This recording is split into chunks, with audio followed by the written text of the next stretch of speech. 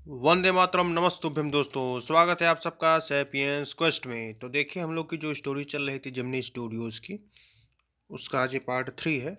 और जैसा कि हमारे जो ऑथर हैं वो काफ़ी अच्छा इसमें सटायर जो फिगर ऑफ स्पीच है उसको काफ़ी अच्छा यूज कर रहे हैं। तो देखिए हम लोग की स्टोरी आगे बढ़ेगी। जो उन्होंने मेकअप डिपार्टमेंट को जो उन्होंने एक बता के रखा है कि हाँ ये पैनकेक्स की तरह काम करते हैं। तो जो अभी तक आपकी स्टोरी चली कि पैनकेक्स के विषय में उन्होंने मेकअप के डिपार्टमेंट के विषय में उनकी क्या राय थी, क्या अवधारणा थी। अब वहाँ पर एक थोड़ा-सा ट्विस्ट आएगा और ट्विस्ट ये है कि थोड़ा-सा इनके यहाँ एक विज़िटर आता है और वो थोड़ा-सा पोएट होता है। तो देखिए हम लोग शुरू करते हैं आज का episode. A few months later, the telephone lines of the big bosses of Madras buzzed, and once again we at Gemini Studios cleared a whole shooting stage to welcome another visitor। तो बताते हैं कि कुछ महीने बाद जो है, जो बड़े-बड़े लोगों की जो इनके यहाँ बॉसेस थे, जो इनके मतलब हायरार्की जो यहाँ पर इस्टेब्लिश थी, वहाँ पर मद्रास के कुछ बॉसेस के यहाँ टेलीफ़ोन्स लाइन्स जो है रैंग हुई और वहाँ पर हम लोग देखते हैं कि जेमिनी स्टूडियोज़ में एक नए विज़िटर को लेकर के काफ़ी वहाँ पर एक वेलकमिंग सिस्टम चल रहा था। और जो स्टेज था उसको इस तरह सजा दिया गया कि जैसे किसी का वेलकम हुआ हो रहा हो। All they said was that he was a poet from England. और उन लोगों ने कहा कि वो जो आदमी है ना, वो एक इंग्लैंड का पोएट है। The only poets from England the simple chimney staff knew or heard of work Wordsworth and Tennyson. तो बता रहे हैं कि जो जिमनी स्टूडियोज़ में जो इंग्लैंड के पोएट्स थे तो केवल दो नामों से वो परिचित थे और उन्होंने दो नाम सुने थे। पहले वर्ड्सवर्थ तक का था और दूसरा टेनिसन का था। विलियम वर्ड्सवर्थ और अल्फ्रेड लॉर्ड टेनिसन जिनका पूरा नाम है। The more literate ones knew of Keats and Shelley and Byron. तो बता रहे हैं कि जो और भी थोड़ा सा ज़्यादा पढ़े लिखे थे तो उनको नाम पता था जॉन कीट्स का और पीवी शैली का और अल्फ्रेड बायरन का। तो ये मतलब पोएट्स के जो नाम हैं आप लोग पढ़ेंगे पोएम्स में तो उनके नाम थे। And one or two might have faintly come to know of someone by the name of Elliott.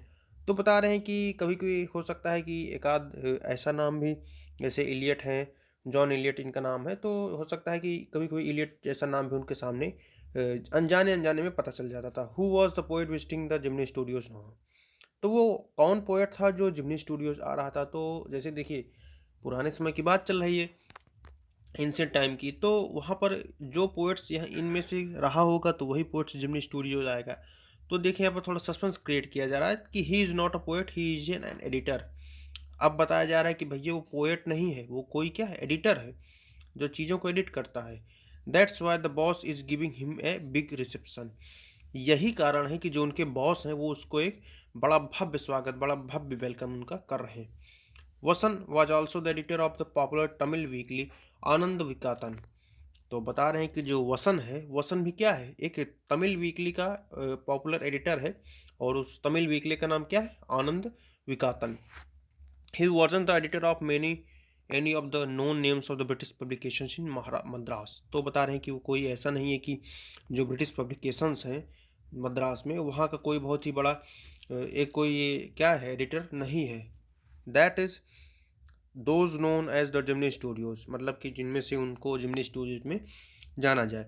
Since the top man of the Hindu were taking the initiative, the surmise was that the poet was the editor of the daily but not from the Manchester guardian और the London times. तो बता रहे हैं कि जो the Hindu के जो top mains थे, मतलब कि देखिए द हिंदू एक न्यूज़पेपर आउटलेट है और काफ़ी पुराना आउटलेट है। मतलब इसका ओरिजिन काफ़ी पुराना है। इसमें आप लोग देखेंगे तो ये 100 150 साल से भी हो सकता है ज़्यादा पुराना हो। तो द हिंदू जो सिविल सर्विसेज के लिए कहा जाता है कि बहुत ही इंपॉर्टेंट न्यूज़पेपर है, अच्छी इसमें न्यूज़ हेडलाइंस या फिर नए इशूज़ को कवर किया जाता है। तो वही चीज़ बताई जा रही है कि वहाँ पर क्या हो रहा है कि जो पोएट था वो कोई ऐसा नहीं था कि वो कोई बहुत ही अच्छे से मतलब या अच्छे मद्रास में कोई उसको जानता हो या फिर वहाँ कोई ब्रिटिश पब्लिकेशन था। लेकिन ये बात चल रही थी कि हाँ जो एडिटर है ना, वो भले ही मैनचेस्टर गार्जियन या फिर लंदन टाइम्स से ना हो, पर ठीक है वो थोड़ा सा अच्छी जगह का है, मतलब वो कोई बड़े पॉपुलर जगह से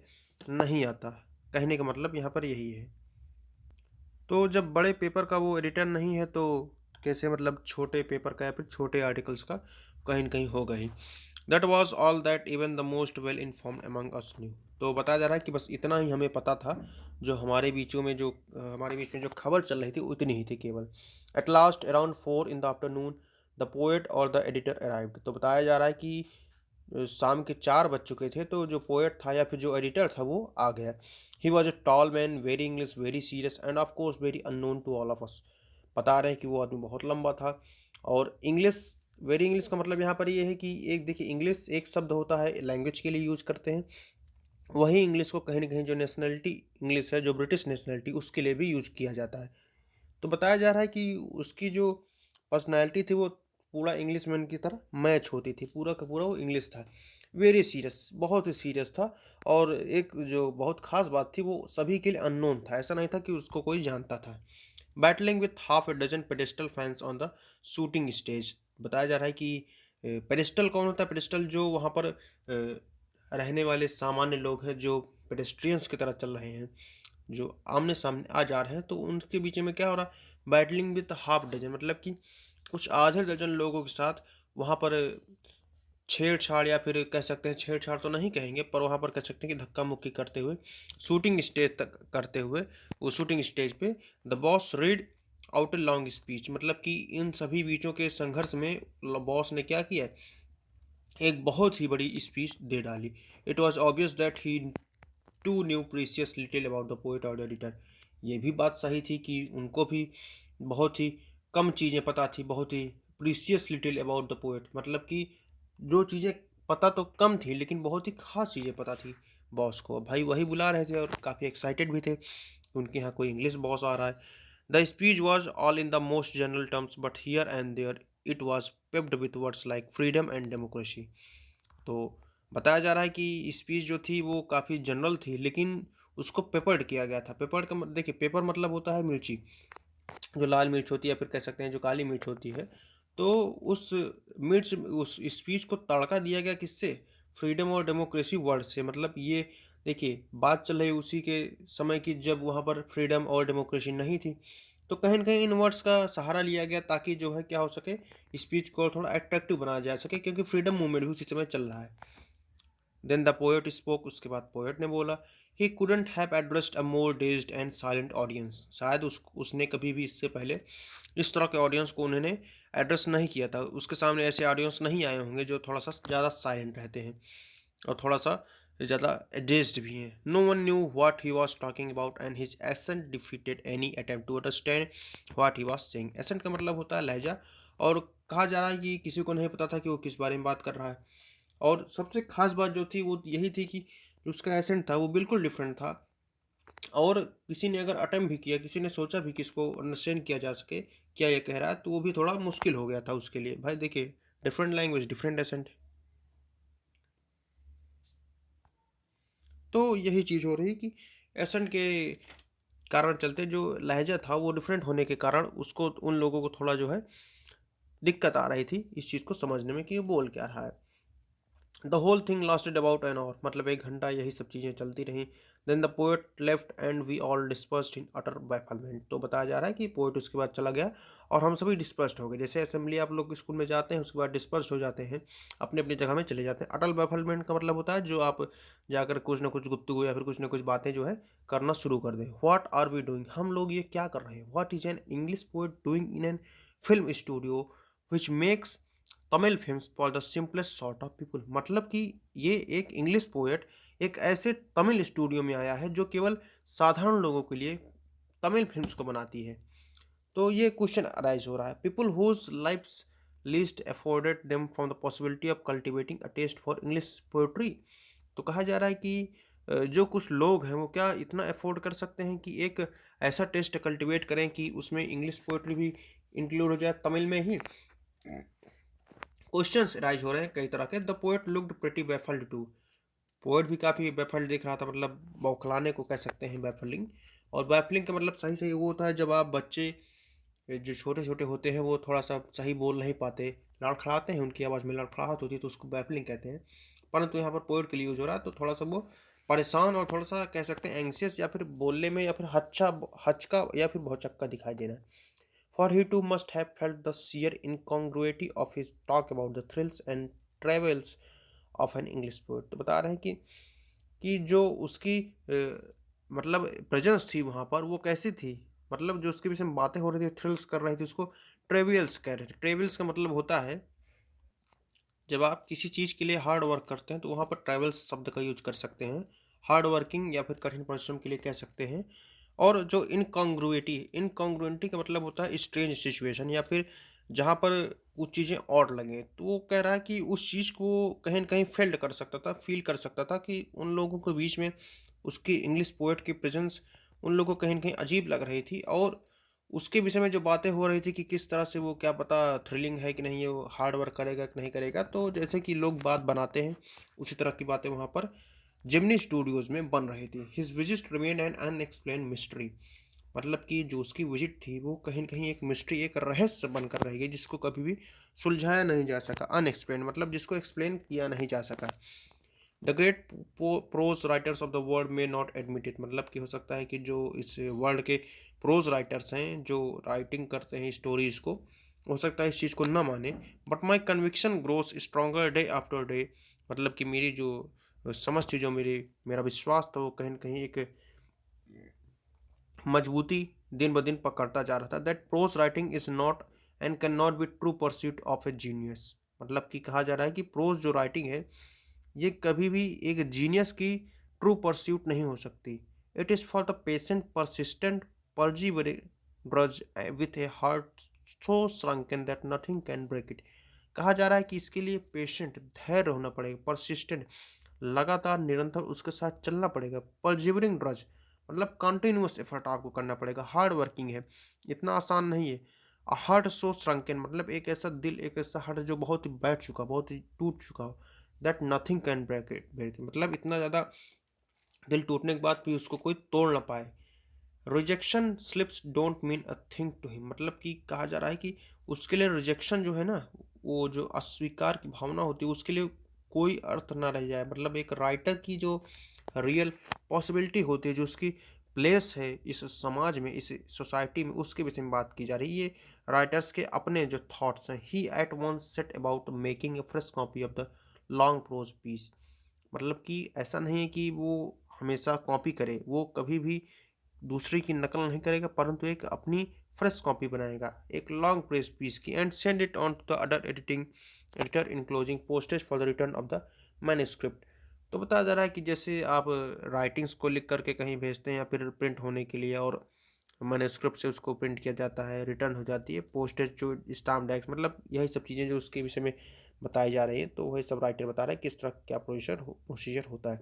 it was for such people that the Hindu had published a tiny announcement in an insignificant corner of an unimportant page, मतलब देखिए द हिंदू की एक प्रिंटिंग के विषय में बात की जाए कि द हिंदू ने एक बहुत ही छोटी सी अनाउंसमेंट पब्लिश की थी, और एक ऐसे इनसिग्निफिकेंट कॉर्नर प्लेस पे, यहाँ पर जहाँ पर कोई उसका मीनिंग नहीं थी। और जो पेज था वो भी बहुत इंपॉर्टेंट पेज नहीं था, जैसे कहते हैं कि पहले पेज की डिमांड ज़्यादा है, फिर दूसरे पेज की डिमांड ज़्यादा है, या फिर स्पोर्ट्स का पेज ज़्यादा देखा जाता है, इंटरटेनमेंट का पेज ज़्यादा देखा जाता है। तो हर इंपॉर्टेंस के हिसाब से कई न्यूज़पेपर्स में पेजेस होते हैं।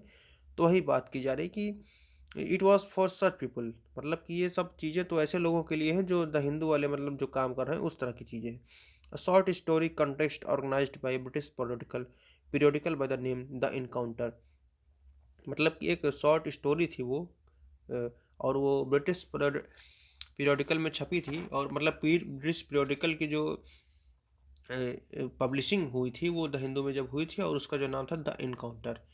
तो देखिए जो द हिंदू पेपर है, पहली बात तो उसके विषय में खासियत ये है कि अनइम्पोर्टेंट चीज़ों को ज़्यादा वो लोग महत्व नहीं देते। उनके लिए इम्पोर्टेंट चीज़ें, और ख़ास करके जो कंटेक्सचुअल फॉर्म है, जो अनमीनिंगफुल चीज़ें, उनको वो लोग प्लेस नहीं देते। उनके लिए जो रियल इशूज़ चल रहे हैं वो न्यूज़ पे फोकस ना करके इशूज़ पर फोकस करते हैं। उनका जो मेन मोटो यही है। Of course the encounter was not a commodity among the जिमनी लिटराटी, बताया जा रहा है कि हाँ ये कहने की बात है, द इनकाउंटर में जो एक कमोडिटी की जो खास बात है जिमनी स्टूडियोज़ की, तो लिटराटी का मतलब है जो वहाँ पर लोग लिटरेट पर्सनस हैं उनको एक वर्ग के रूप में, या फिर एक।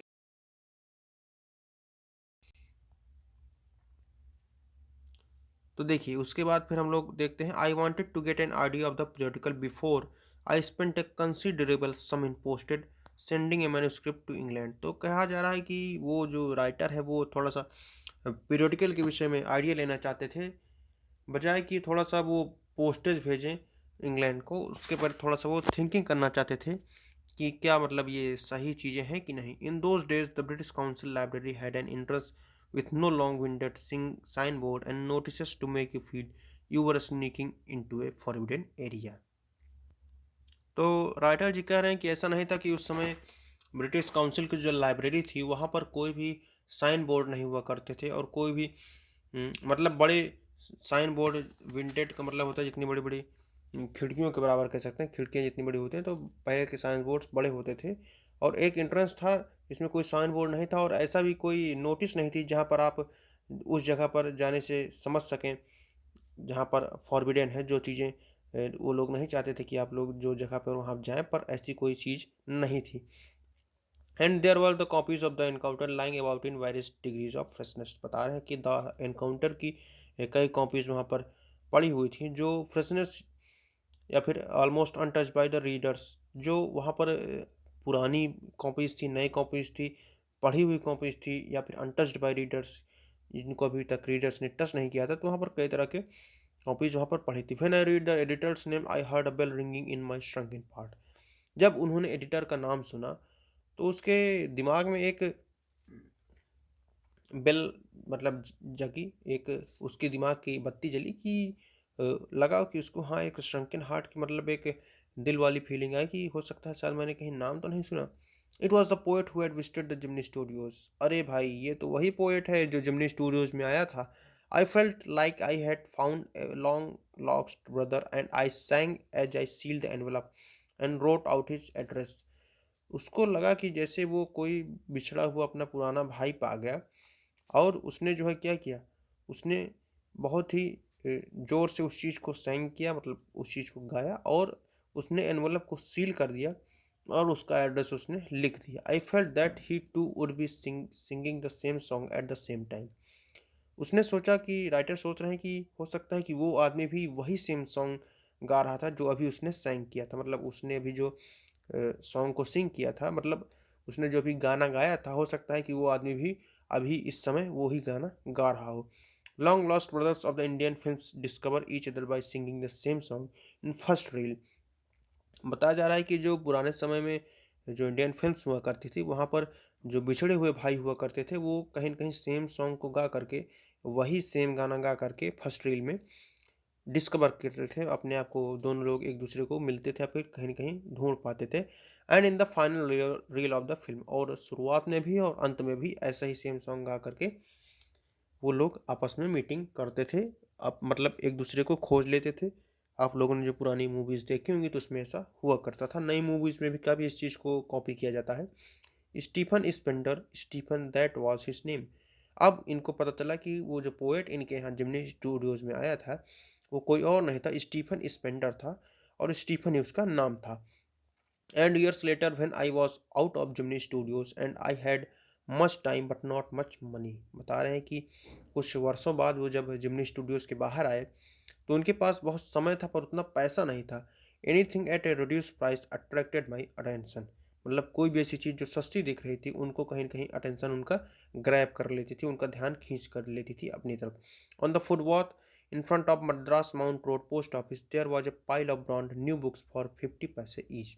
बता रहे हैं कि जो मद्रास माउंट रोड थी, पोस्ट ऑफिस जो था, वहाँ पर नई बुक्स का जो है फुटपाथ पर एक स्टॉल लगा था, और वहाँ पर 50 पैसे में हर बुक मिल रही थी। एक बुक के लिए 50 पैसे लग रहे थे। Actually they were the copies of the same book and elegant paper back of American origin. बता रहे हैं कि वो सभी कॉपीज जो थी वो एक सेम ही बुक की थी, और उनका जो पेपर बैग था, जो उनके मतलब कह सकते हैं आउटर कवरिंग थी, कवर थी, वो अमेरिकन ओरिजिन की थी। स्पेशल लो प्राइस्ड स्टूडेंट एडिशन, मतलब कहा जा रहा है कि खास करके वो बच्चों के लिए कम कीमत में बनाया गया एडिशन था। In connection with 50th anniversary of the Russian revolution. मतलब कहीं ना कहीं उसका रिलेशन था 50th एनिवर्सरी से, किसका, जो रशिया में रिवॉल्यूशन हुआ था उस समय, उस चीज़ों की जो रूस की क्रांति जिसको कह सकते हैं, उसके रेवोल्यूशन की कहीं ना कहीं वो कनेक्शन वहाँ पर जोड़ती थी। आई पेड 50 पैसे and picked up A copy of the book the God that failed. मतलब बताते हैं कि उन्होंने एक किताब खरीदी जिसका नाम था द गॉड दैट फेल्ड। वाह ईश्वर जो विफल हो गया, हिंदी में अनुवाद करेंगे। वैसे जो किताब के नाम्स होते हैं या फिर कोई भी नेम्स हो, नेम्स को इंग्लिश में हो, हिंदी में हो, जर्मन हो, फ्रेंच हो, रशियन हो, कोई भी लैंग्वेज हो, उसमें नेम्स का जो नाम है उसको नाम को चेंज नहीं किया जाता है, जो नाम है वही नाम लिया जाता है। जैसे किसी का नाम अमित है तो अमित इंग्लिश में भी कहा जाएगा, रशियन में भी कहा जाएगा, जर्मन में भी कहा जाएगा, उसका नाम कभी भी चेंज नहीं होता। डिशेस का भी नाम नहीं चेंज होता, सिटीज़ का नाम नहीं चेंज होता। तो ऐसे कई चीज़ें हैं जो कह सकते हैं, जो पर्सनल चीज़ें हैं, जो ऑब्जेक्टिव चीज़ें, उनका नाम नहीं चेंज होता। तो बताते हैं कि उन्होंने 50 पैसे दिए और द गॉट दैट फेल्ड जैसे बुक को उन्होंने उठा लिया। 6 eminent man of letters in 6 separate essays describe their journeys into communism and their disillusioned return.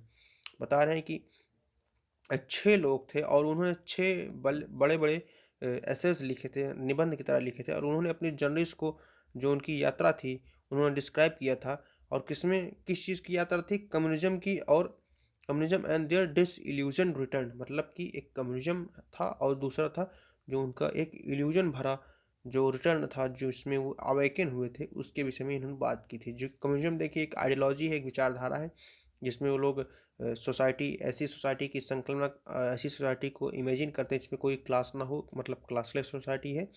और डिsillusion रिटर्न, एक होता है इल्यूजन जब आप भ्रम में होते हो, और डिsillusion का मतलब आप भ्रम में नहीं होते। तो बताते हैं कि डिsillusion रिटर्न के ऊपर उन्होंने ऐसे 6 उसे लिखे थे। तो देखिए उन लोगों के नाम क्या थे? Andre Gide, Richard Wright, Ignazio Silone, Arthur Koestler, Louis Fischer and Stephen Spender. देखिए जो लुई फिशर और स्टेफन स्पेंडर हैं, इनकी स्टोरीज भी आप लोग पढ़ चुके हैं, और आपकी स्टोरी इसमें जो है स्टोरीज कहीं न कहीं दी भी गई हैं। और जो देखिए जो आर्थर कोस्टलर और जो लुईस फिशर है, लुईस फिशर कौन जानते हैं? अमेरिका के जर्नलिस्ट हैं। और इन्होंने एक गांधी जी के ऊपर इन्होंने एक बायोग्राफी भी लिखी है, जिसको इन्होंने कहा the life of Mahatma Gandhi. और इनकी एक मतलब इन्हीं की मतलब एक बायोग्राफी के ऊपर एक फिल्म बनी है जिसको कहा जाता है गांधी, और उनको एक ऑस्कर भी मिला। सोचिए ये लोग, आप नीचे पढ़ेंगे, देखिए इसमें 10th जो पॉइंट बना है, जो सुपर स्क्रिप्ट, इसमें बहुत अच्छे से सब चीज़ लिखा गया है कि कौन क्या क्या है। तो लुई फिशर, ये जो आप लुई फिशर और स्टीफन स्पेंडर की बात कर रहे हैं, यहाँ पर आप लोग देख सकते हैं 10th नंबर में दिया है, well known American journalist and writer of Mahatma Gandhi biography in title the life of Mahatma Gandhi.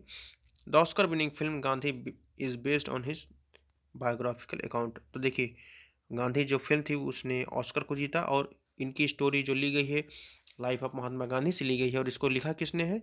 इसको लिखा है लुई फिशर ने। तो ठीक भाई, तो वही चीज़ हो रही है। तो sudden Stephen Spender suddenly the book assumed tremendous significance. जब उसने स्टीफन स्पेंडर को देखा तो उसके लिए वो ट्रिमेंडस सिग्निफिकेंस की होगी। इस ट्रिमेंडस का मतलब बहुत ज़्यादा अमाउंट में महत्वपूर्ण, उसने उस चीज़ को बहुत महत्वपूर्ण माना। क्यों? क्योंकि कहीं ना कहीं उनसे वो मिल चुका था, और उनके स्टूडियोज़ में स्टीफन स्पेंडर आए भी थे।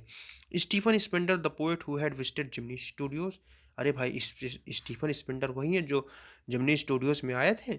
In a moment I felt a dark chamber of my mind lit up by a hazy illumination। बता रहे हैं कि कुछ मोमेंट में उसको लगा कि जो उसका माइंड है वो कहीं ना कहीं एक डार्क चैम्बर में चला गया है, अंधेरे में चला गया है, और एक हेजी इल्यूमिनेशन, मतलब कि एक अनक्लियर इल्यूमिनेशन उसके सामने आ रहा है। The reaction to Stephen Spender at Gemini studios was no longer a mystery. मतलब कि जो पहले मिस्ट्री थी, अनएक्सप्लेन्ड मिस्ट्री थी, जिसको एक्सप्लेन नहीं किया जा सकता है, जो ऐसा रहस्य था, अनसुलझा हुआ रहस्य, वो रहस्य कहीं ना कहीं सुलझ गया था। उसको पता चल गया था कि जो जेमिनी स्टूडियोज में जो व्यक्ति आया था, जो पोएट आया था इंग्लैंड से, वो क्या था? स्टीफन स्पेंडर था। The boss of the Gemini studios may not have much to do with the Spender's poetry but not with his god that failed. देखिए वो बताते हैं कि बॉस का कोई बहुत रिलेशन नहीं था कि जो स्पेंडर थे वो पोएट्री कैसी लिखते हैं, क्या करते हैं, मतलब इससे उनका कोई बहुत ज़्यादा रिलेशन भी नहीं था। But not with his god that failed, मतलब ऐसा नहीं कि उससे रिलेशन नहीं था जो उनके गॉड फेल हो गए। गॉड फेल कौन हो गए? जो उसने स्टोरी लिखी, जो बुक लिखी थी। तो ऐसा नहीं था उनकी पोएट्री से भले रिलेशन ना हो रहा हो, पर उनकी जो ये बुक थी उससे रिलेशन जरूर था। देखिए इस पूरे चैप्टर में आप जब देखेंगे ना, तो पहले देखिए आयरनी किस में पाएंगे? आयरनी पाएंगे आप, जो आयरनी नहीं, इसमें सटायर पाएंगे। आयरनी देखिए जब होता है जब आप किसी के ऊपर व्यंग कसते हैं, सटायर होता है जब आप कटाक्ष करते हैं। तो सटायर इसमें पूरे उसमें कहा गया है कि पूरे चैप्टर में सटायर कहीं न कहीं यूज़ हुआ है। आयरनी का मतलब विडंबना होती है कि 2 चीज़ें अपोज़िट चीज़ें साथ में हो रही हों और अपोज़िट चीज़ें हों। जैसे स्वीट एंड जैसे मतलब मीठा और तीखा, तो आयरनी हो जाती है कि आयरनी यूज़ हो रही है। पर सटायर होता है कि जब आप कटाक्ष कसते हो, जैसे कि आप कह सकते हैं कि ये एक क्या है, ओपन सीक्रेट है। तो सीक्रेट भी है परंतु ओपन भी है, तो एक तरह का ये क्या हो रहा है, सटायर हो रहा है कि आप किसी के ऊपर कटाक्ष बोल रहे हो। तो पूरे देखिए इसमें सटायर ही कहा गया है, जो चैप्टर का नाम भी आपके है पोएट और पैनकेक्स। पर देखिए इसमें पोएट्स किसको कहा गया है, पोएट्स लास्ट में आपको यूज़ किया जाता है जो जिम्नी स्टूडियोज़ में आते हैं ब्रिटेन से। परंतु पैनकेक्स को कहीं न कहीं मेकअप की तरह यूज़ किया गया है, और वहाँ का जो कोड वर्ड था, कोड वर्ड पैनकेक्स ही था। लास्ट में देखिए कुछ यूनिट दिया गया जो इसकी थीम है, थोड़ा सा थीम देखेंगे और चैप्टर को हम लोग खत्म करेंगे।